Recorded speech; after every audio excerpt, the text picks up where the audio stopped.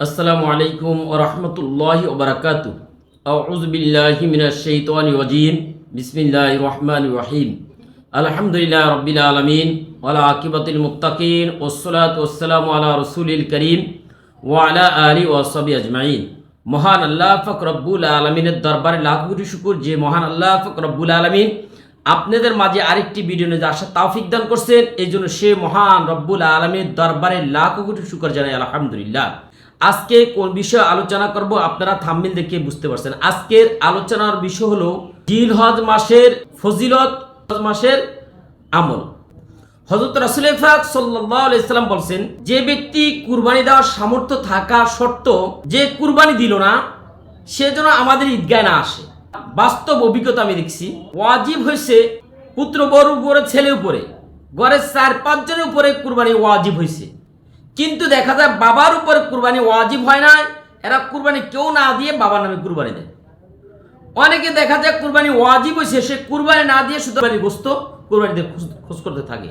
তো এই কুরবানির উদ্দেশ্য রাসূল পাক সাল্লাল্লাহু আলাইহি সাল্লাম বলেন, যে ব্যক্তি কুরবানি দেওয়ার ইচ্ছা করে অথবা যে ব্যক্তি কুরবানি দেওয়ার ইচ্ছা রাখে অথবা যে ব্যক্তির কুরবানি দেওয়ার পশু আছে, সে জিলহজ মাসের চাঁদ উঠার পর থেকে কুরবানি দেওয়া পর্যন্ত তার শরীরের নখ, পশম, লোম, চামড়ায় কোনো পচবে না। জিলহজ যে কুরবানি দেওয়ার ইচ্ছা রাখে সেজন্য জিলহজ মাসের চাঁদ উঠার পর থেকে কুরবানি দেওয়া পর্যন্ত সেজন্য তার শরীরের চুল, নখ না কর্তন করে। এভাবে কয়েকটা হাদিস আসছে। যে ব্যক্তি কুরবানি দেওয়ার সামর্থ্য নাই, সে যদি জিলহজ মাসের চাঁদ উঠার পর থেকে তার শরীরের চুল, নখ কোনো কিছু কর্তন না করে, কুরবানির পশু জবাই করার পরে যদি তার চুল, নখ এগুলো কর্তন করে, তাহলে আল্লাহ পাক রব্বুল আলামিন তার এই ইখলাসের কারণে, তার এই আমলের কারণে তাকে কুরবানির সওয়াব দান করবে। তাদের কুরবানি দেওয়ার পশু আছে, তারা জিলহজ মাসের চাঁদ উঠার সাথে সাথে তাদের শরীরের নখ, পশম, দাড়ি, চুল, বগলের তলা পশম এগুলো সম্পূর্ণ জিলহজ মাসের চাঁদ উঠার আগে কর্তন করবেন। জিলহজ মাসের 10 তারিখ কুরবানি দেওয়ার পরে আপনি তারপর এগুলো কর্তন করবেন। আর যাদের সামর্থ্য নাই, তারা জিলহজ মাসের চাঁদ উঠার আগেই এগুলো কর্তন করে নেবেন। আপনি আমলটা করেন, তাহলে এর বিনিময়ে আল্লাহ পাক রব্বুল আলামিন আপনাকে কি কুরবানির সওয়াব দান করবে। এই কথাগুলো রাসূল সাল্লাল্লাহু আলাইহি সাল্লামের কথা। কারণ আল্লাহ পাক রব্বুল আলামিন বলেন, বিসমিল্লাহির রহমানির রহিম, ওয়ান নাজমি ইযা হাওয়া মা দাল্লা সাহিবুকুম ওয়া মা গাওয়া ওয়া মা ইয়ানতিকু আনিল হাওয়া ইন হুয়া ইল্লা ওয়াহয়ু ইউহা। আল্লাহ পাক রব্বুল আলামিন বলেন, আমি যে কথাগুলো বলছি সেটাই আমার হাবিব বলছে। যদি আমার কথার বাইরে আমার হাবিব কথা বলতো, তাহলে আমি তার কন্ট্রোল না চেপিয়ে ধরতাম। আমরা এই কোরআন আয়াত দ্বারা প্রমাণ পাই, রাসূল সাল্লাল্লাহু আলাইহি ওয়াসাল্লাম যে কথাগুলো বলছেন, যে হাদিসগুলো বর্ণনা করছেন, এটি আল্লাহ পাকের কথাই। আমরা যারা কুরবানি দিব তারাও আমল করব, দেওয়ার সামর্থ্য রাখি না তারাও করব, এবং আমাদের বাচ্চা কাচ্চা, ছোট বাচ্চা কাচ্চা, তাদেরকেও আমরা এই আমলের ভিতরে সংযুক্ত করব। আরবি মাস এখন 30 হয়, আর 29 হয়, 28 হয় না, 31 হয় না। আজকে 28 তারিখ, তারপর 29 তারিখ। তাহলে আপনি এই দিনগুলোর ভিতরে আপনি এগুলা কেটে নেবেন। যার চুল, নখ, মোষ কোনো কিছু কাটা লাগে, এই দিনগুলোতে কেটে নেবেন। জিলহজ মাস ওঠার পরে আর এগুলা কাটবেন না। কুরবানির পরে, ঈদের পরে আপনি এগুলা কর্তন করে নেবেন। যদি আপনি এই আমলটা আপনি করেন এবং অন্যকে আমল করার জন্য উৎসাহিত করেন, তাহলে এর বিনিময়ে আল্লাহ পাক রব্বুল আলামিন আপনার আমল করার সওয়াব দান করবে। আপনি যে আমলটার প্রচার করলেন, আপনার প্রচারের কারণে যে সে আমলটা করে, এর বিনিময়ে আপনি সওয়াব পাবেন। দ্বিতীয়ত, মুদাব্বির, রাকি, চিকিৎসক, তারা জিলহজ মাসের চাঁদ উঠার সাথে সাথে আপনি দোয়া পড়বেন। সবাই জানেন নতুন চাঁদ দেখলে কোন দোয়া পড়তে হয়, এটা আপনার সবাই জানা আছে। ওই দোয়াটা পাঠ করবেন।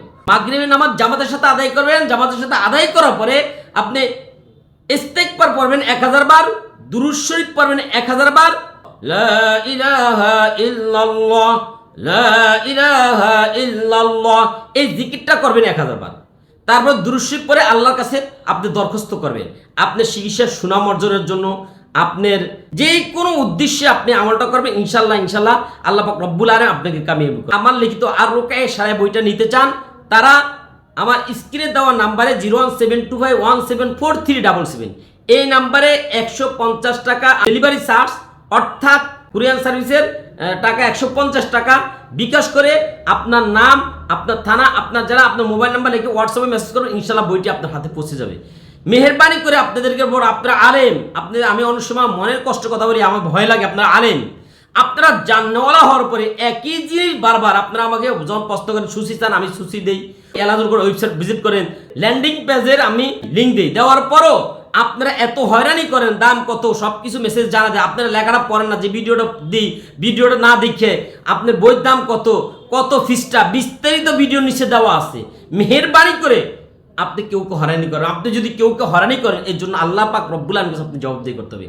একটা বইয়ের জন্য দেখা যায় 10-15 বার আপনারা হয়রানি করেন, একবার হোয়াটসঅ্যাপে, একবার ইমুতে, হোয়াটসঅ্যাপে একের পর এক কয়বার করছে আল্লাহ সুবহান। যদি আমি আপনাদেরকে দেখা দেব, তাহলে সরাসরি আমার কাছে অন্য মোবাইল না, আমার একটা মাত্র মোবাইল, একজন মানুষকে কতবার কেমনে রাগ হয় না, এর অসংখ্য মানুষ আমাদের করে। তো একজন মানুষের আমি একবার হোয়াটসঅ্যাপে 10-12 বার তার মেসেজ উত্তর দিই, দেওয়ার পরে তার সে এগুলো না দেখে আবার প্রশ্ন করতে থাকে, তাহলে আপনি কি চোখ থাকতে আপনার অন্ধ না? আপনি হয়রানি করতে এই জন্য হোয়াটসঅ্যাপে 10-12 বার করলেন, ইমোতে করলেন, তার মেসেঞ্জারে করলেন, আবার দেখা যায় ভিডিওর নিচে লেখা আছে, ওগুলা লেখা না আছে, আপনি ভিডিও নিচে কমেন্ট করেন হুজুর বইয়ের দাম কত, বই সুশীর পত্র দেন, বইয়ের পৃষ্ঠা কত।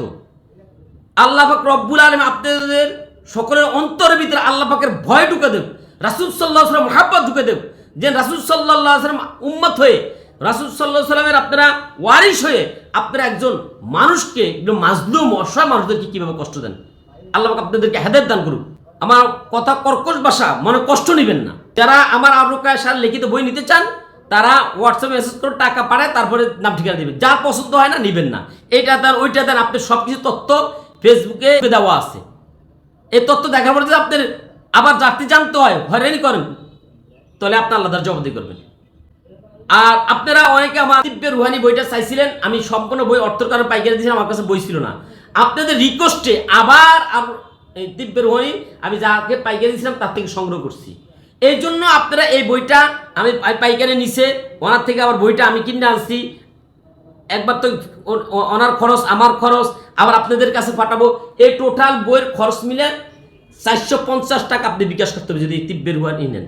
01725174377 এই বিকাশ পার্সোনাল নাম্বারে আপনি কি করবেন, এই 450 টাকা বিকাশ করে আপনার নাম, আপনার থানা, আপনার জেলা, আপনার গ্রাম, আপনার মোবাইল নাম্বার লিখে হোয়াটসঅ্যাপে মেসেজ করবেন, ইনশাল্লাহ বইটা আপনার হাতে পৌঁছে যাবে। কেউ হয়রানি করবেন না। আপনি যদি কেউ আমাকে হয়রানি করেন, এর জন্য আল্লাহ পাক আজ না কাল আপনি হয়রানি শিকার হবেন, এটা মনে রাখবেন। আমাকে না, অন্য কেউ হয়রানি করবেন না।